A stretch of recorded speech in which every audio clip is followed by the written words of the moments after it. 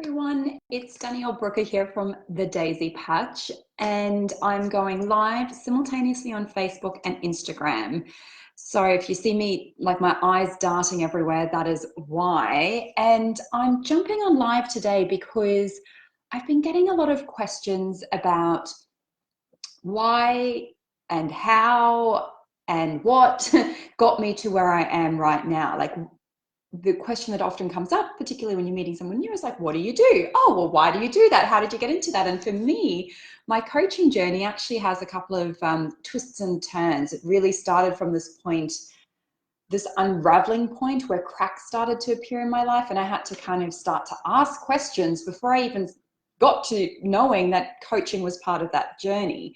So what I'm going to be doing over the course of the next week or two is really to be breaking that story down into a 6-part mini series for you. So if you are a bit of a Netflix binger, feel free to wait until the end and then go binge on IGTV over on Instagram.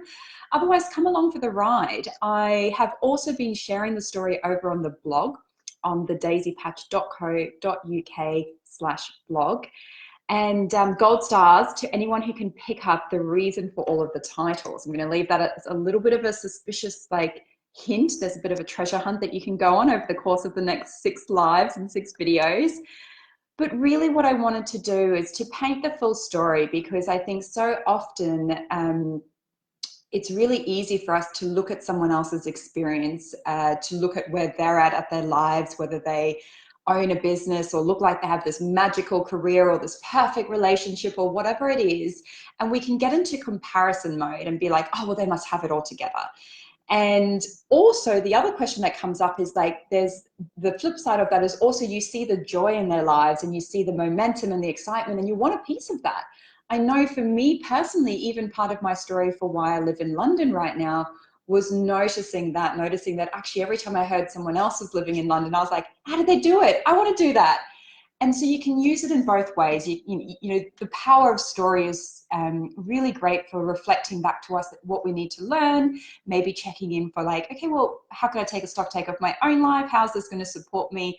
And also recognizing that your journey is your journey. So there's no need to, compare where am I at or where am I not at. It's really just a matter of, oh, cool. Yeah, we're all human. And that's really my intention of sharing some of the story with you all, is to give you that feeling of, yes, I'm a human going through a human experience, and maybe to crack you open a little bit to the possibility of a new perspective, particularly if you're experiencing a real stuck point or a crossroads point in your life right now. So part 1 of the story is really titled for me, the one where I loved my job, right? And so often I think when people have, created these brand new careers, and when I hear of people's experiences of burnout and getting super stressed and overworked, the immediate assumption I feel is oh, well, your job must have been terrible. It's all your job's fault, or, your job was an awful environment or whatever, right? It's a natural tendency for us to think the job must have sucked. I didn't have that experience. I actually was, I burnt out in a career that I loved. I burnt out in a job that I really loved. I worked with incredible people, some of the best mentors of my life. Still to this day, I rely on some of the advice they gave me. What I did though is, what I did notice though, is over the time, because I loved what I did and because I really, wanted to achieve and accomplish things, what started to happen is I kind of had my blinkers on. I was so intent on doing everything. I was the always on girl. I would say yes to every single project. I would say yes, to all the social occasions. I would say yes, I wanted to do it all. And part of this journey and part of this story has been a reflection of, it's quite easy to look in hindsight and connect those dots. At the time, that clarity isn't so clear. So perhaps by me sharing a little bit of this, maybe it'll give you a little bit of clarity for whatever situation you're in right now. For me, I liked my job. So I naturally wanted to do well at it and achieve. What started to happen though is I said yes to everything. And from the outside looking in, it looked like I was handling things really well.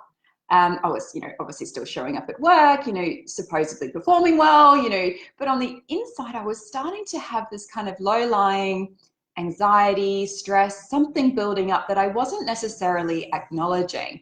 And I really share this over in the blog about how it really felt like, oh, the cracks started to appear at that time. What I realized is that I had been, I guess, saying yes to everyone else without pausing to figure out what is it that I really needed in that moment. And my, I guess, need to achieve was much more about other people than it was about myself. So, for example, if I said yes to a new project or if I said yes to a social event, what I started to notice is I was saying yes because I was really worried and really quite stressed about what would be the consequence. The common dialogue in my head was, what would they think? What would they think if I couldn't handle this? What would they think if I missed this deadline? What would they think if I didn't go to work today because I'm just exhausted and burnt out? Or if I said no to this social occasion, will I still have friends? And at the time, I probably wasn't super conscious of that dialogue, but it was there a little bit and it grew over time. And so a lot of that conversation that was going on inside my head was all about other people, was all about other people's expectations of me. And I'd set myself up on this huge big mountain because of all of the, because of that kind of pathway I put myself on to always look like I had it all together.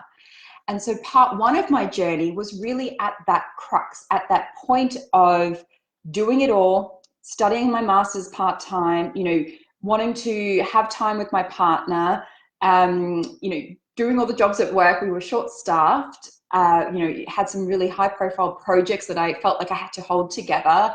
There was just all these different aspects that I felt like I really was just trying to push into my life. And then the cracks started to appear. And they were small at first. And I, looking back, realized how much I didn't actually acknowledge those cracks appearing. And they were things like waking up in the morning feeling anxious already, or like, oh my God, I have to go to work. Or they were just exhaustion. Or actually what it started to get into, and this is a bit of a hint towards part two in the story, is I actually started to come home crying every day. So if you want to hear more about what happened next and why it is I started coming home crying every day, tune in to part two of the journey. I really look at this as my journey from breaking up with busy, breaking up with that pressure and mentality I had around busy, and still getting to a point where I can achieve everything I want in my life, still feeling kind of lit up and energized and motivated every single day now. And that journey didn't just happen like that. There were lots of pieces of the puzzle, lots of dots that I connected along the way. And what I'm sharing with you over this 6-part series are each of those dots. So I trust that that's been a little insight for you today to give you a little bit more of an opening for you right now, whatever it is that you're looking at shifting or changing in your life, to maybe just flip that perspective and start to notice. Just start to notice what is going in and ask yourself that question perhaps. How much of this is relying on other people and how much of it is about me? How much am I worried about what they will think, and how much am I checking in to see what it is that I need today? Thank you so much for tuning in. I'm really excited to share this journey with you and this story. And I would love to hear from you. If you have any questions at all about the story I'm sharing, please jump into my direct messages, message me over on Facebook, drop me an email, danielle@thedaisypatch.co.uk. I will be personally replying to every single email.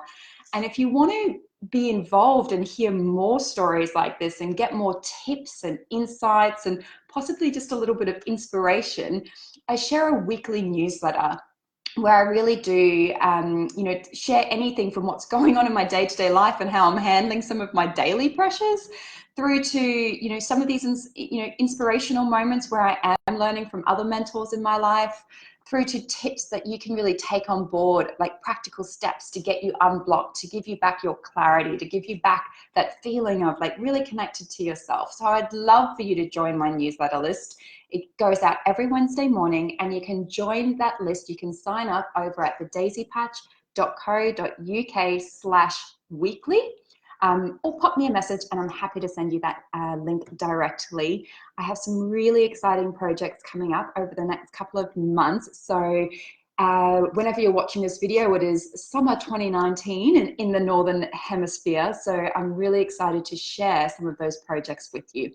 Thanks so much for hanging out. It's Danielle from the Daisy Patch. Bye.